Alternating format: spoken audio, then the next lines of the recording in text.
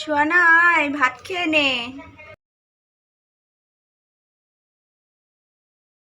সোয়ানা নে, খেয়ে বল কেমন হলো।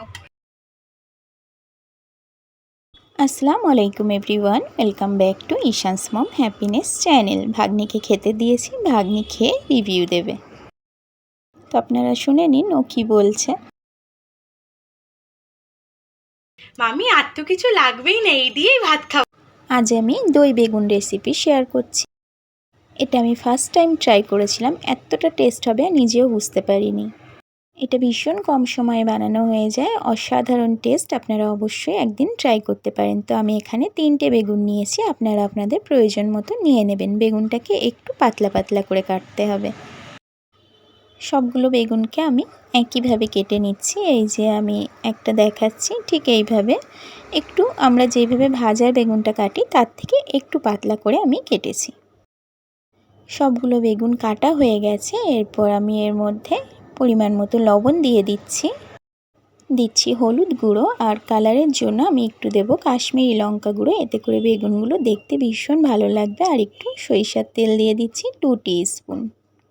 সবগুলোকে আমি খুব ভালোভাবে মেখে নেব, হাতের সাহায্যেই মেখে নিচ্ছি। তো যেহেতু এখন একটা চ্যানেল আছে রেসিপি বানাই, তো আমার যারা ভীষণ ক্লোজ আছে তারা ভালো ভালো রেসিপি দেখলে আমাকে ইনবক্স করে, তো আমি সেগুলো বানানোর চেষ্টা করি। একেবারে A to Z কাউকে আমি কপি করি না, দেখে নিজের মতো করে বানিয়ে নিই।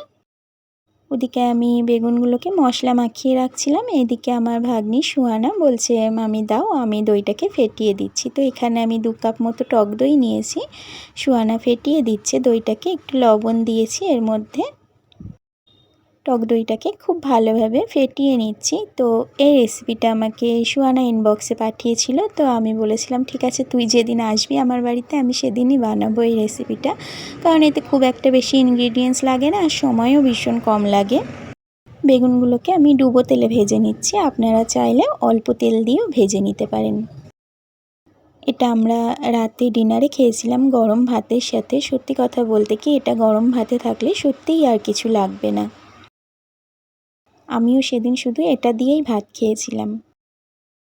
বেগুনগুলোকে খুব বেশি লাল লাল করে ভাজবো না, হালকা করে ভেজে উঠিয়ে নেব। এইভাবে এপিট ওপিট করে একটু ভেজে নেব। একটু যখনই একটু হালকা কালার আসবে আমি এগুলোকে উঠিয়ে নিয়ে বাদবাকি বেগুনগুলোকে একইভাবে ভেজে নিয়ে ফিরে আসছি। এগুলোকে আমি উঠিয়ে নেব, এগুলো ভাজা হয়ে গেছে। এগুলোকে উঠিয়ে নিয়ে বাদবাকি বেগুনগুলোকে আমি একইভাবে ভেজে নিচ্ছি।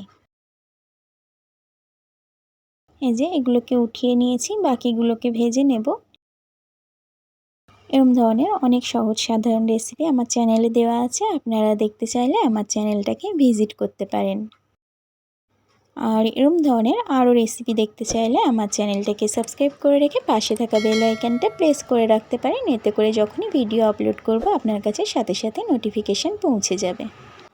এরপর আগে থেকে যে টক দইটাকে লবণ দিয়ে ফেটিয়ে রাখা ছিল সেটাকে আমি ভাজা বেগুনের উপর এইভাবে করে দিয়ে দিচ্ছি, দিয়ে খুব ভালোভাবে একটু মিশিয়ে নেব। ভীষণ সহজ একটা রেসিপি আর খুব কম সময়ে হয়ে যায়।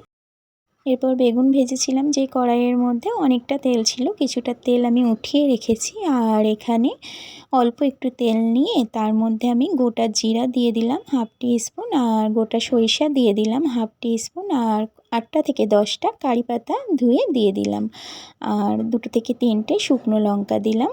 এরপর আমি একটা বড় সাইজের পেঁয়াজ আগে থেকে ছোট্ট ছোট্ট করে কেটে রেখেছিলাম সেটাকেও দিয়ে দিলাম।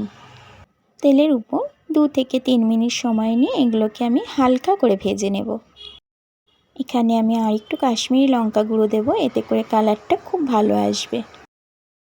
কাশ্মীরি লঙ্কা গুঁড়োটা দিয়ে আর কয়েক সেকেন্ড আমি এইভাবে একটু নাড়াচাড়া করে নেব। পেঁয়াজগুলোকে আমি একদমই লাল লাল করে ভাজবো না, কয়েক সেকেন্ড নাড়াচাড়া করে এই পর্যায়ে আমি গ্যাসের ফ্লেমটাকে অফ করে দেব।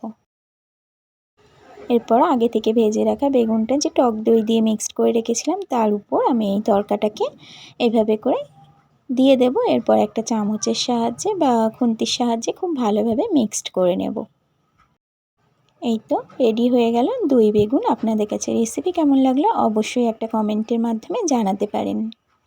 রেসিপি ভালো লাগলে বন্ধু বা পরিবারের মধ্যে শেয়ার করতে পারেন। এই যে খুব ভালোভাবে মিক্সড করে নিয়েছি। এরপর এটা বানানোর সাথে সাথেই আমরা খেয়ে নিয়েছিলাম, দারুণ টেস্ট হয়েছিল। আজকে ভিডিও এইটুকু, আবারও দেখা হবে নতুন কোনো ভিডিওতে নতুন কোনো রেসিপির সাথে। Thank you so much for watching my video. Allah bless all of you.